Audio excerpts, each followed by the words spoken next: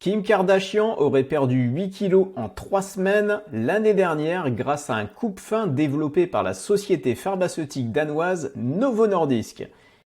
Et tout ça afin de pouvoir entrer dans la robe de Marilyn Monroe signée par la maison Balenciaga du groupe de luxe Kering. Alors qu'elle soit vraie ou fausse, cette rumeur a été propagée sur les réseaux sociaux et elle donne une publicité gratuite et bienvenue au leader mondial du diabète, Novo Nordisk. L'entreprise danoise a développé un produit miracle qui permet de perdre du poids. Le marché potentiel est juste énorme, avec plus d'1 milliard de personnes qui sont atteintes aujourd'hui d'obésité et de maladies liées comme les maladies cardiovasculaires et qui pourraient voir dans ce médicament miracle une vraie solution à leurs problèmes de santé. Les revenus que pourrait tirer Novo Nordisk de ce médicament sont juste stratosphériques et le cours de bourse de la société s'est littéralement envolé pour en faire la première capitalisation européenne juste devant LVMH. Mais voilà, Novo Nordisk n'est pas le seul à avoir réussi à mettre au point un médicament miracle contre la prise de poids. En effet, la société américaine Eli Lilly, qui est un des plus grands groupes pharmaceutiques au monde, a également eu l'agrément de mise sur le marché de son médicament miracle contre l'obésité. Et il se pourrait bien que le produit de la société américaine soit un peu plus efficace que celui de Novo Nordisk. Alors ces deux médicaments sont tellement révolutionnaires qu'ils risquent d'attirer à eux le gros de l'argent du système de santé dans les années qui viennent. Et donc, un peu à l'image de Nvidia, qui est devenu le leader incontesté de l'intelligence artificielle et qui draine le gros des capitaux de la tech, eh bien les deux pharmas, Novo Nordisk et Eli Lilly, pourraient connaître la même réussite, éclipser toute la concurrence et continuer de s'envoler en bourse. Alors sur qui investir entre le danois Novo Nordisk et l'américain Eli Lilly? Eh bien c'est ce que l'on va voir dans cette vidéo.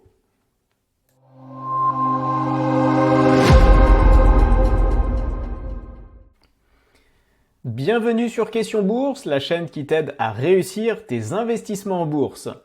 Et juste avant de rentrer dans le vif du sujet sur l'opportunité énorme que représente le marché des médicaments contre l'obésité, petit disclaimer, tu en as l'habitude, cette vidéo ne constitue pas un conseil en investissement et c'est à chacun de faire ses propres recherches et ses propres choix avant d'investir.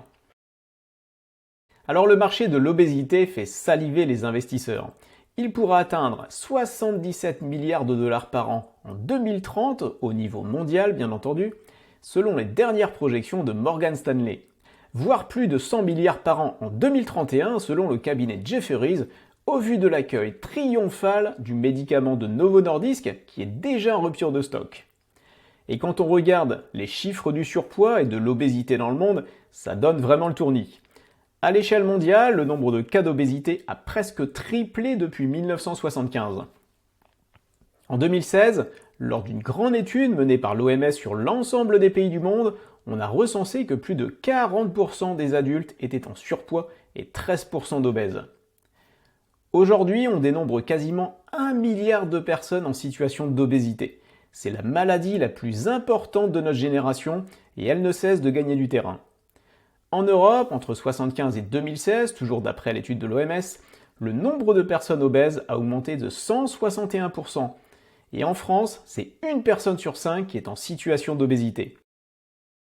Aux États-Unis, c'est un véritable fléau avec 40% de la population qui rentre dans cette catégorie d'obèses.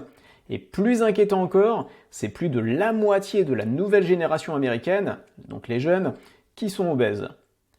On est donc face à une maladie du siècle et les conséquences sur la santé peuvent être très graves avec des risques de maladies cardiovasculaires, de diabète et de certains cancers. Et l'obésité a donc un coût énorme pour la société et tous les systèmes de santé.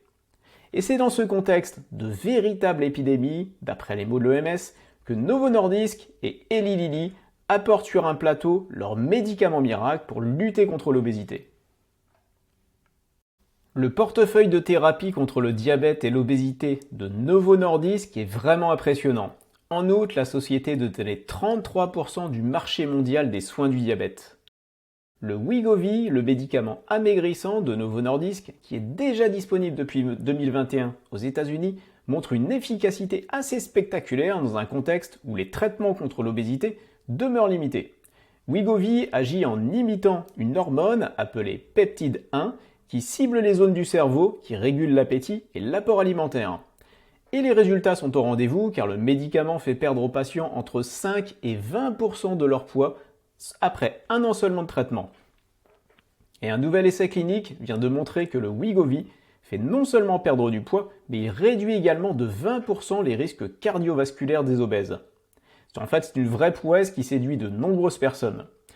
Et conséquence, au cours des 9 premiers mois de l'année, les ventes de Wegovy se sont élevées à plus de 3 milliards de dollars, soit 481% de plus que l'année précédente. Et encore, Novo Nordisk doit faire face à des pénuries tellement la demande est importante. Un autre médicament phare de Novo Nordisk est Ozempic. Il se base sur la même molécule active que le Wegovy, mais il est dédié au traitement du diabète. Et pour les 9 premiers mois de l'année, les ventes d'Ozempic se sont élevées à plus de 9 milliards de dollars, soit 40% de plus que pour les 9 mois précédents de l'année précédente. En comptabilisant les ventes totales de Novo Nordisk, pour les 9 premiers mois de l'année, on est à plus de 24 milliards de dollars, soit une augmentation de quasiment 30% d'une année sur l'autre. On comprend bien pourquoi le cours de bourse s'est envolé et au vu des perspectives et du potentiel de ces deux médicaments phares pour Novo Nordisk, ça pourrait très bien continuer très fort dans les années qui viennent. Le portefeuille de médicaments d'Eli Lilly est plus diversifié. La société américaine commercialise des thérapies dans des domaines tels que l'oncologie, dont son médicament Jaypirca, qui est nouvellement approuvé, et dans l'immunologie, avec 2 nouveaux médicaments qui ont également obtenu le feu vert il n'y a pas si longtemps.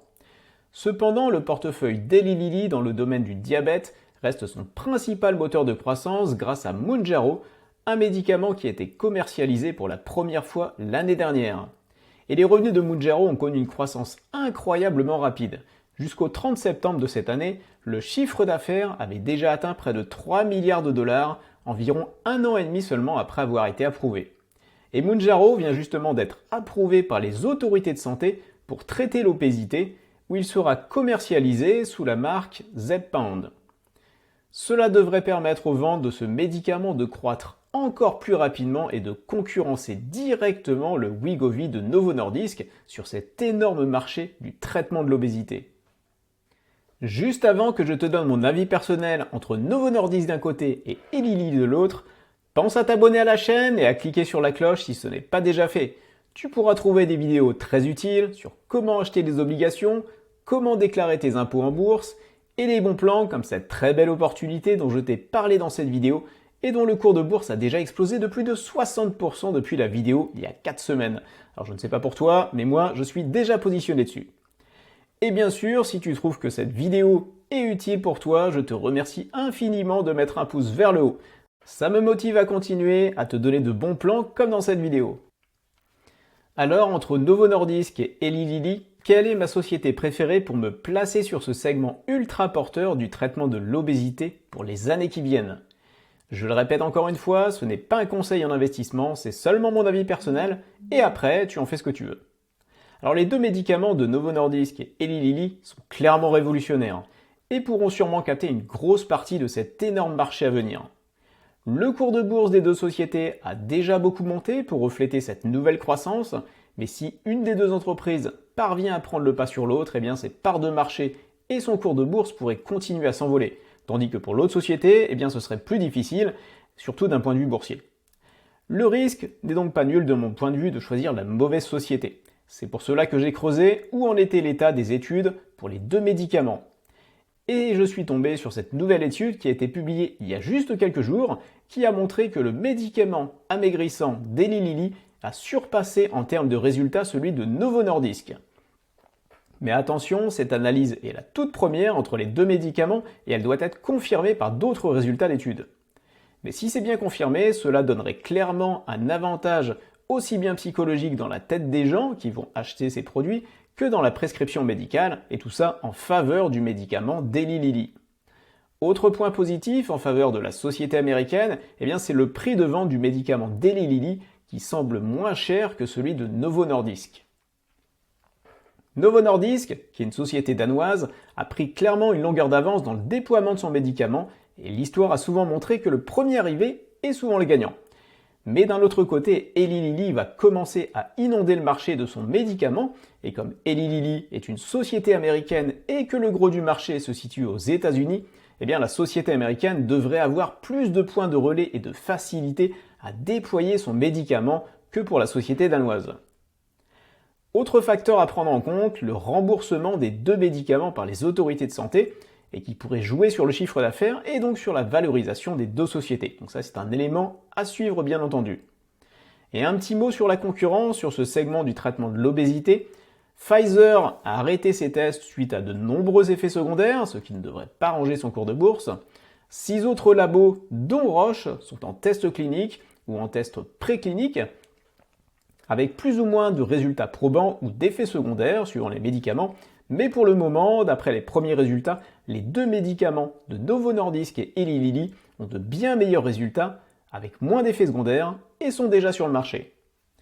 Donc avec toutes ces recherches, et en l'état actuel, je mise plutôt sur Eli Lilly, ça reste un avis personnel, et il faudra surveiller les prochains résultats de comparaison entre les 2 sociétés. Mais Eli Lilly me semble avoir une petite longueur d'avance, en termes d'image, en termes de potentiel par rapport aux médicaments de Novo Nordisk. N'hésite pas à me dire en commentaire si ce type de vidéo te plaît et toi, sur qui tu miserais sur ce marché potentiellement énorme. Je te remercie pour ta fidélité, pense à t'abonner, à liker et je te laisse avec une autre vidéo où je te parle des 10 plus grands géants boursiers européens que tu pourrais mettre dans ton portefeuille.